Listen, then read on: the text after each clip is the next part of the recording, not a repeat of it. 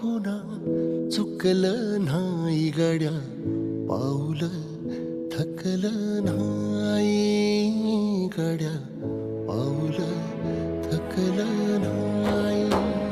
रख रख त्या रानातून थोडं पुढं जाऊ गड्या, पाऊल थकलं नाही गड्या, पाऊल थकलं नाही.